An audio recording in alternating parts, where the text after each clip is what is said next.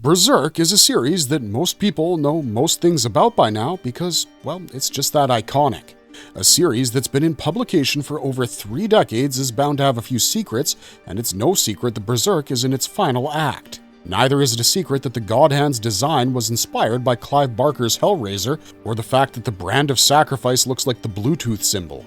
But in this video, we'll be discussing a few things that you might actually not know about Berserk.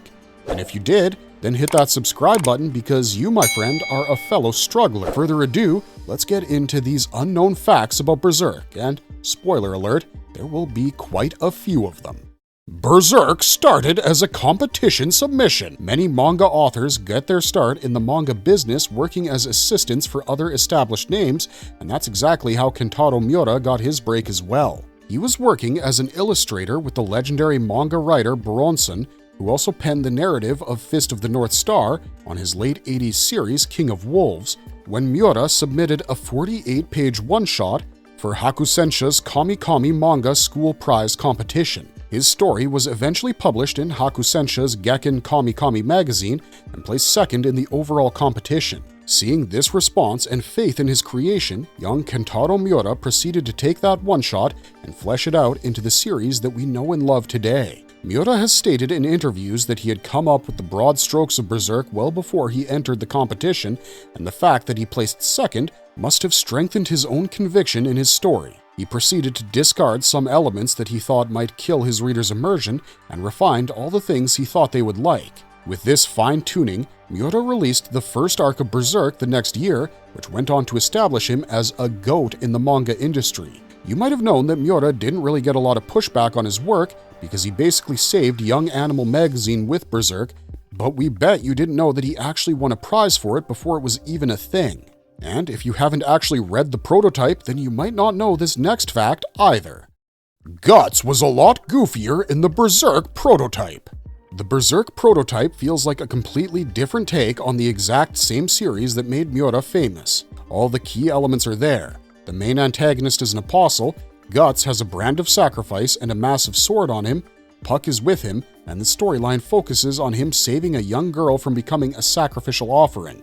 All the makings of Berserk are there, but you can tell that Miura hasn't yet decided to make Guts a hard-ass MFer because he's such a goofball that he feels like an almost different character. The Berserk prototype sees Guts and Puck a while into their relationship. They have an easy banter about them that just goes against all the gravitas of the Black Swordsman arc. That arc essentially serves as a setup for Guts and Puck's relationship and the effect the latter has on the former. Puck comes to signify Guts' humanity in the Black Swordsman arc because this is a time in his life where he feels the least human. He's been hunting apostles for 2 years non-stop with nothing to show for it. He doesn't really care about Casca because he thinks she's safe anyways.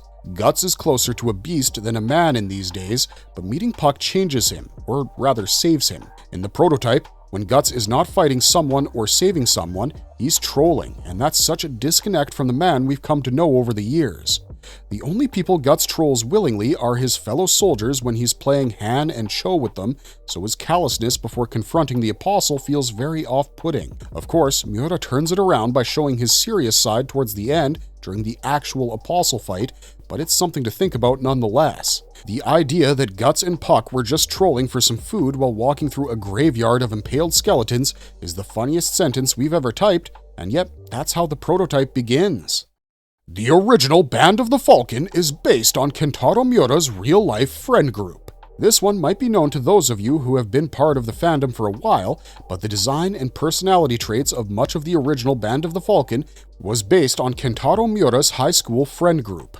Miura has said that he incorporated some elements of his friend Kujimori, who is the current writer of Berserk, into Guts, and he designed the gentle giant of the Falcons, Pippin, after himself. Judo, Corcus, and Rickert are also based off of Miura's friends, and the core conflict of Berserk stems from the concept of friendship and a few events that occurred in his personal life. By the time he got to writing an actual backstory for Guts, Miura realized he wanted his main character to have a conflict that sort of defines what misunderstanding and jealousy between friends can look like. And of course, this being a dark fantasy story, he turns up the elements of those conflicts to 12. Miura was a mangaka who believed that for a story to truly click with the audience, you needed to add something personal to it, and basing one of Berserk's most notorious conflicts on a real-life story gave the Band of the Falcon a lot of depth without actually exploring any of its individual members beyond Guts, Griffith, and Casca. The Conviction arc is based on the name of the rose. Kentaro Miura was a lover of Western films. He drew a lot of inspiration for the aesthetics and storylines of his series from films, and while the Hellraiser connection is clear from the Behelits and the God Hand, this one might not be evident. The Conviction arc, which many consider to be the best arc in all of Berserk, is based on the 1986 film The Name of the Rose, which is based on a book with the same name. In that film, Sean Connery plays the role of investigator Friar William of Baskerville, stuck in a town being afflicted by a rigid inquisitor. He's trying to explain inexplicable deaths of church officials from the town, and it doesn't help that he has a prior rivalry with the investigator, Bernardo Gui, a man infamous for sentencing people to death for even a whiff of heresy. Gui becomes the basis for the character of Father Mozgus, who inherited his inspiration's love of torture and took it to new heights. Mozgus is one of the worst characters in all of Berserk without question because he commits atrocities in the name of God whilst fully acknowledging them as atrocities. He says that God's lessons are often harsh and that he doesn't enjoy the torture he inflicts upon those suspected of heresy. But he makes himself strong and does the dirty work because God needs his services as much as he needs those of a gentle farmhand. This rationalization of torture is quite similar to the explanations Gui provides for his actions throughout the film, and Miura replaces the mystery killer angle with an actual heretical cult. Plus, the investigator is Guts, and he's looking for Casca, not a killer. The Tower of Conviction and the holy city of St. Albion become the staging ground for the Conviction arc, and Albion itself is a reference to Britain's old name. See, you think Berserk is all about gore, and then you see the layered lore of the series and you realize that Kentaro Miura and his main character are both philosophers. But speaking of Guts, if you guys are worried that his story won't have a good ending, then we wouldn't worry about that, because Miura has said he doesn't like that sort of storytelling. And besides, one of his biggest inspirations as a storyteller has a formula that goes strictly against that kind of bleak ending we often imagine for Berserk. All the Star Wars references. Kentaro Miura learned everything he knows about storytelling from George Lucas. That isn't a joke, that comes from the man himself. Miura was a massive fan of Star Wars, and he learned from the series what the hero's journey should look like. He called the Star Wars films his favorites by far, and you can really tell that's true if you read the manga. Neither adaptation gives us fourth wall breaking Puck Pool, but in the manga, Puck is making Star Wars references near constantly, especially after Isidro joins up with the squad. He takes the young Padawan under his wing and shows him the fabled elf dimension style of swordplay, and he often takes on the guise of Yoda to chastise Isidro's mistakes during fights. In fact, Miura has said that Star Wars is a major reason that Berserk will simply not end on a bad note. The hero's journey doesn't conclude on a downer, it concludes on a high note with a bittersweet feeling and anticipation for the future. We can expect Berserk to have a similar ending because Guts is basically Luke Skywalker. You should really read the manga to catch some of the best meta Star Wars humor there is, and this isn't the last mainstream movie to influence Berserk. Guts' metal arm is an Evil Dead reference. The major influences of Berserk. When Guts puts on his metal arm for the first time, he says that it's groovy. That's a rather out-of-place word for his vocabulary, and turns out there's a reason for that. Groovy is the catchphrase of Ash Williams from the Evil Dead franchise, and 80s horror is a major inspiration for Berserk.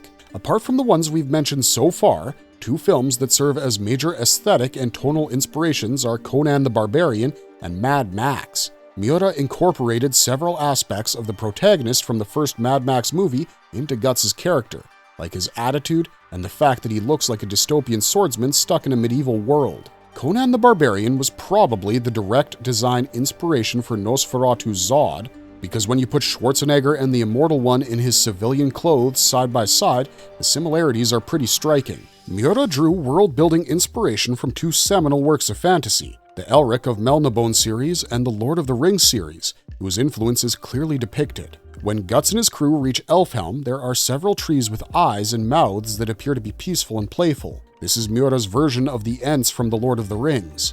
Guts being a warrior armored in black with a sword, unbridled berserker fury, and an extremely tragic backstory mirrors the journey of Elric, who ends up being remembered as a feared tyrant instead of the protector that he originally was. During his time as the Black Swordsman, Guts becomes a one-man wrecking crew, and he racks up a body count that would put armies to shame, all because he's consumed by maddening instinct for revenge. Miura was a student of the game, and he left no stone unturned in ensuring that his work was as perfect as he wanted it to be. His concept of a lone swordsman with an oversized sword and a metal arm wasn't entirely original, as you'll learn in a few minutes, but it caught on because Miura took all these inspirations and weaved an original story that was as compelling as all those classics, if not more so. Many of his artistic and narrative choices were rooted in his inspirations, but the most iconic look from his creation already existed way back in the 16th century, and Miura had no idea. The real-life medieval Guts! From the late 15th century to mid-16th century, one man dominated every battlefield that the Holy Roman Empire stepped foot on. That man's name was Gottfried Gotz van Berlichingen, but history remembers him as Iron Hand because, to put it simply, he had an iron hand. Gotz was a man who loved the action and participated in 15 feuds in his 80-year-plus life. He served under the Holy Roman Emperor for a time as a regular army member, but quit to begin his own mercenary company, which gained him a lot more fame and money. During the War of Succession of Landshut, Gotz lost his right hand while his forces were sieging the eponymous city, and he replaced it with a slab of iron. His original hand wasn't exactly functional, but the second hand he commissioned for himself was built in such a way that Gotz could hold shields, the reins of a horse, and do many other things that he shouldn't have been able to do. Gotz is the man we have to thank for "You Can Lick My Ass," and while he was a veteran mercenary at the time of his death, he didn't die on the battlefield. Gotz was one of those rare mercs who got to retire and pass away peacefully.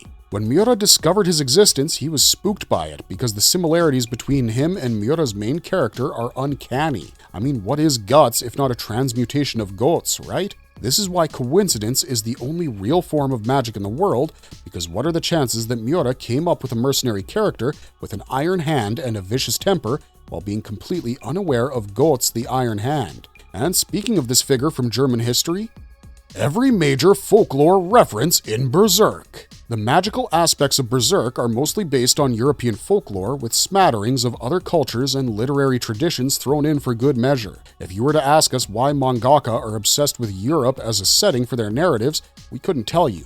But what we can say is that it makes for damn good fiction, and Vlad the Impaler seems to be a legend in Japan. Heck, Berserk's prototype featured a version of him, so there's your first reference. The second, obviously, is Puck, who's based on a fairy of the same name from Celtic mythology, but Miura's Puck is more of a tribute to Shakespeare's Puck than his mythological equivalent. The magic systems of Berserk are based on Celtic folklore, but the actual magic itself is based on Kabbalah mysticism. Whenever we see Shirke or Farnese invoke a spell, they use Hebrew as the language of invocation, and several of Berserk's arcane symbols stem from Jewish culture and tradition. Miura uses the European name Mero to describe his mermaids, and even incorporated folk legend-style narratives into his story, like Azan being the Knight of the Bridge. Kushan culture and design is heavily inspired by Hinduism, Buddhism, and the Mughal era of India. When Emperor Ganeshka descends into the man-made Behelit, Miura names the monstrous form he emerges with as Shiva, after the Indian god of destruction. He calls Guts the Kshatriya of Durga,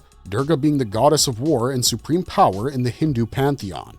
Many fans think that Berserk is named after the Berserker armor, but Miura incorporated that aspect of Guts' character way down the line. He used tales of Viking berserkers to create the armor's mechanics down to its pain negation system. It's said that Viking berserkers fought under the influence of strong hallucinogenic narcotics, which dulled their pain receptors and allowed them to fight unencumbered. And the berserker armor's main power is that it negates Guts' sensation of pain to give him heightened fighting abilities. His Beast of Darkness is designed after the Black Shuck, which some of you may know if you've played Assassin's Creed Valhalla. The Black Shuck is a massive black dog with fiery red eyes said to haunt churches in East England. In some tales, he has only one eye and he kills churchgoers within churches to mark him as a hound from hell. If that doesn't strike a bell in your head, then we'd suggest you read the manga again, because clearly you haven't been paying attention. The Shuck isn't the only spirit dog that Miura incorporates into Guts' lore. When Shirke and Farnese enter Casca's mind during the Corridor of Dreams,